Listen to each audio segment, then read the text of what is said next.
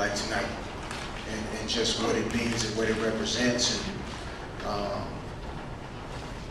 you know, you want it so badly, and when you want something so bad, sometimes you try too hard or you try to get there too fast. And, you know, I think we kept trying to win the game before the end of the game, and finally in that fourth quarter, I just think because, you know, sometimes in life when you recognize that I can't do any worse than what I've done, and especially like with the U.S. Open going on right now, like sometimes you hit a shot and it's just like, okay, I can't hit the ball any worse than that. Let me just relax and take a nice easy swing the next time. So I think in the fourth quarter we just took it nice and easy, and it started to come better for us. It seemed like you made a couple of key shots that loosened things up. Do you feel like that's what happened?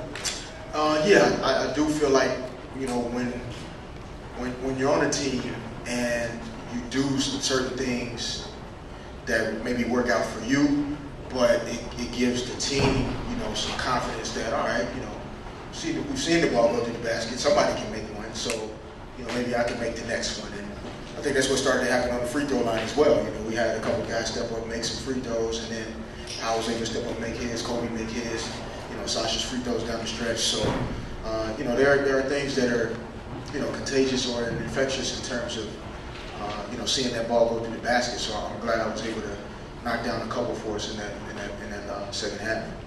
All the way in the back. Stephen Lieberman, the Observer newspapers, Los Angeles. Did you know in the back of your mind that you would come up big in the seventh game with a three-point shot? Yeah, I mean, you know, not necessarily when or how, but you know, every game I step into, you know, I guess I'm always in a mental space of, you know, being ready to, you know, make a play or do whatever needs to be done at any point. And because I've been so fortunate to, you know, be on so many great teams that have been in this position before. You know, you have to be in the finals 7 times before you can, you know, make big plays in the finals. If you don't make it to the finals, then, you know, big plays to be made. So, you know, I just feel very fortunate that I'm in the position to make something happen good for my team. And I don't think there's much that feels any better, you know, outside of just, you know, your family and your loved ones. There's just nothing better as a pro to, you know, make big plays down the stretch to help your team win. Next one here, Mike. Chris Reyna from Real GM. Can you talk about how surprised you were by Kobe's struggles offensively in the first half into the third quarter, and what you said to him when you had your arm around him between the quarters? No, I mean, you know, when you shoot the ball with the volume that Kobe does, there are going to be periods where, you know, everything's going in, and maybe sometimes where it's not. And I don't remember a lot of necessarily easy shots that he was getting, you know, throughout the game either. He was having to take some difficult shots with, you know, 2 guys, you know, hanging off of him. So, you know, not so much surprised by his struggles, but you know, basically what I was just trying to talk to him about was just that he was playing a little too fast. You know, he was going and he was seeing things that he wanted to do, but it was like he was a step and a half too quick to get there. And, you know, he's so good at footwork and setting guys up and getting guys leaning one way and spinning out and going the other way. And he was going too fast before the guys could even go for the move. So, you know, he just had to slow himself down. And, you know, I think getting to the free throw line also, you know, in that fourth quarter was really big for him to see the ball go to the basket. Back left. I think it was exactly 2 years ago tonight that you guys lost by 39 in the Garden to the Celtics. You're going to bring that up tonight, huh? Well, I'm wondering, how much did you guys talk about that, and how much did you think about it on your way to these last 2 titles? We haven't stopped thinking about it.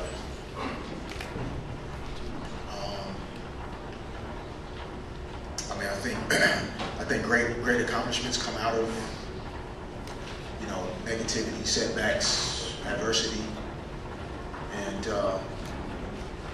you know, there are times when you have to be down in order to go back up, and that was a down, low moment for us.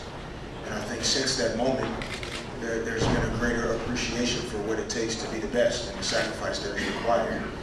the last 2 seasons, there hasn't been anybody better at it than us. From October to June 17th, we've been the best team in the NBA at doing whatever it takes to win a title. And you know, I just think that says a lot about our team, because we largely have a lot of the same guys. And it says a lot about your character when things, you know, there couldn't have been a more embarrassing loss to have in front of the whole world than that night. In the last 2 seasons, we've tried our best to erase that, although we never will. But, you know, winning 2 championships definitely helps. Last 2 on the left and the right. Derek, Anthony Carter, HG Star One News. 5 championships in the Lakers uniform. Kareem, Magic, Cooper, Kobe, Derek Fisher. Who? What does that mean? I don't know, man. I really, it's hard to, you know, think about, and it's hard to, you know, even fully understand for myself. You know, I think it speaks to the fact that, you know, life doesn't always, you know, go according to maybe what you think, that, you know, the way life is going to go. I don't,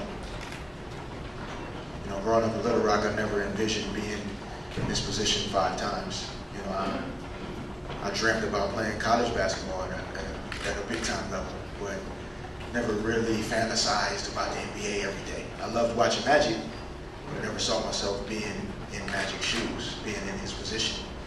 And so, you know, to be sitting here now after 5 championships, it's quite humbling. It's surreal. I'm thankful. That's the best way to put it. Last question, left side. Derek, I was going to ask you similar. Let me ask you a different question. We always ask Kobe certain questions about his greatness, his achievements. You play right next to him. You came into the league the same year he did. You've been as close to him, I would think, as any other player.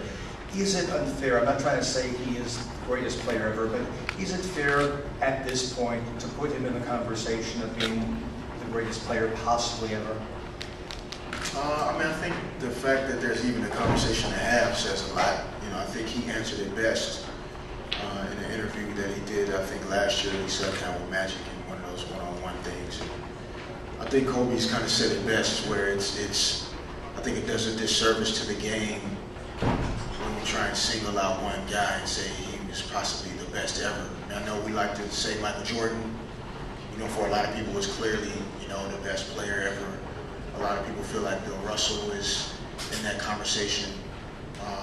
You know, Kobe, Magic, and there are a lot of names that come up, and I think it just takes away from how difficult it was for every one of those guys at the stage in their lives, you know, and where they were. I mean, to think about what Bill Russell had to go through, you know, to then still have to focus. But does he belong in the conversation? Oh yeah, not a question. Does he belong in the conversation? For sure. There's no hesitation there. He belongs in the conversation. And the most interesting part about the conversation is that he's not really close to being done.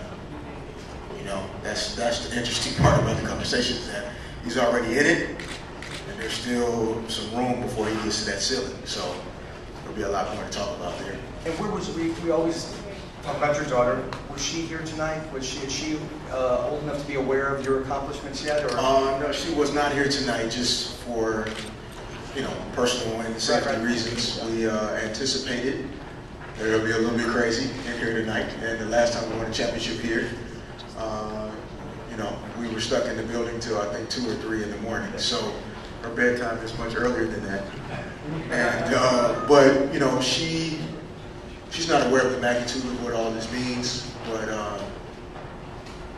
she knows, you know, what Daddy's up to, you know, and you know, she's really the reason why I'm sitting here, and I owe her a lot. She's gonna definitely get some cake and cookies this weekend for sure. Thank you, Derek. Nope. Yeah. Thank you.